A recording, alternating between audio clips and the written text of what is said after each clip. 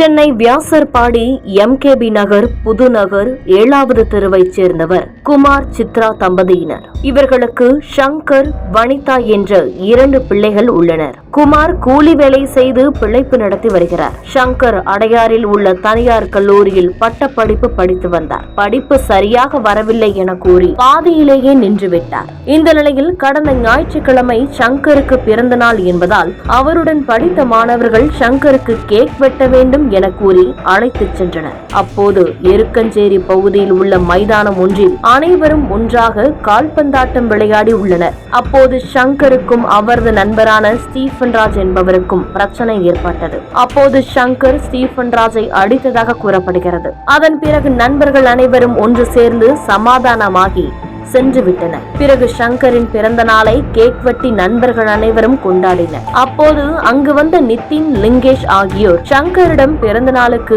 Party கேட்டு மது வாங்கி தரும்படி கேட்டனர். அதன் பிறகு அனைவரும் மது அருந்தியதாகவும் கூறப்படுகிறது. அப்போது மது போதையில் சங்கரிடம் ஏன் ஸ்டீபன் ராஜை அடித்தா என கேட்டு லிங்கேஷ், நிதின் மற்றும் விஜய் ஆகியோர் தகராறில் ஈடுபட்டனர். அப்போது திடீரென இரு தரப்பினருக்கும் இடையே கைகலப்பு உண்டாகியது. இதனை அடுத்து சங்கரை அவரது நண்பர்கள் திடீரென தாக்க தொடங்கிய நிலையில் அங்கிருந்து சங்கர் தப்பியோடி உள்ளார். எனினும் சங்கரை அடித்து துரத்தி கொண்டு சென்ற அவரது நண்பர்கள் எருக்கஞ்சேரி கைலாசம் தெரு பகுதியில் உள்ள முட்புதருக்குள் வைத்து தாங்கள் மறைத்து வைத்திருந்த அரிவாளால் சரமாரியாக வெட்டினர். இதில் தலை மற்றும் முகம் ஆகிய இடங்களில் பலத்த வெட்டுக்காயமடைந்த சங்கர் சம்பவ இடத்திலேயே உயிரிழந்தார். இது குறித்து தகவல் அறிந்த கொடுங்கையூர் போலீசார் அதிகாலை 3 மணி அளவில் சம்பவ இடத்திற்கு சென்று சங்கரின் உடலை பிரேத பரிசோதனைக்காக ஸ்டான்லி அரசு மருத்துவமனைக்கு அனுப்பி வைத்தனர். இது குறித்து போலீசார் விசாரணை மேற்கொண்டதில் CCTV கேமராவின் அடிப்படையில் உயிரிழந்த சங்கரின் நண்பர்கள் கொடுத்த வாக்குமூலத்தின் அடிப்படையிலும்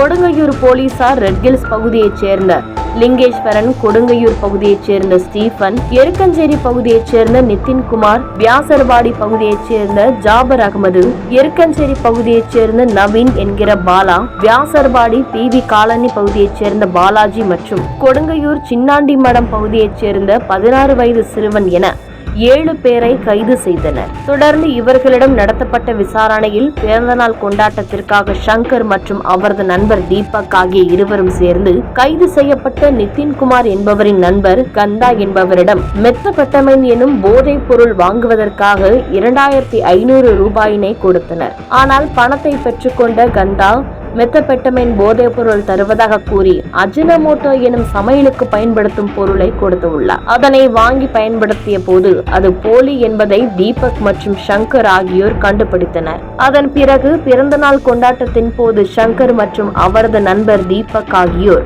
இது குறித்து நிதின்குமார் மற்றும் அவரது நண்பர் ஸ்டீபன் ஆகியோரிடம் கேட்டனர். அப்போது இரு தரப்பினருக்கும் இடையே பிரச்சனை ஏற்பட்டது. இதனால் சங்கர் தான் வைத்திருந்த கத்தியால் ஸ்டீபன் மற்றும் நிதின்குமாரை தாக்கி இதனால் ஆத்திரமடைந்த நிதின்குமார் தனது மற்றொரு நண்பரான லிங்கேஸ்வரனை வரவழைத்துள்ளார். சம்பவ இடத்திற்கு வந்த லிங்கேஸ்வரனையும் சங்கர் கத்தியால் அடித்துள்ளார். இதனால் அனைவரும் கோபத்தின் உச்சிக்கு சென்ற நிலையில் காயமடைந்த அனைவரும் ஒன்று சேர்ந்து அரிவாளால் சங்கரை அன்றிரவே வெட்டி கொலை செய்தது விசாரணையில் தெரிய வந்தது. இதையடுத்து வாக்குமூலத்தின் அடிப்படையில் 7 பேரை கைது செய்துள்ள போலீசார் தலைமறைவாக உள்ள 4 பேரை தேடி வருகின்றனர். போதைப் பொருள் புழக்கத்தினாலும் பயன்பாட்டாலும் சமூக சீர்கேடுகளை விளைவிக்கும் செயல்கள் தொடர்ந்து அரங்கேறி வரும் நிலையில் சாதாரணமாக அதிக அளவில் புழக்கத்திற்கு வரும் உயர் ரக போதைப் பொருட்களை தடுக்க முறையான நடவடிக்கை மேற்கொள்ள வேண்டும் என்பதே அனைவரின் கோரிக்கையாக உள்ளது.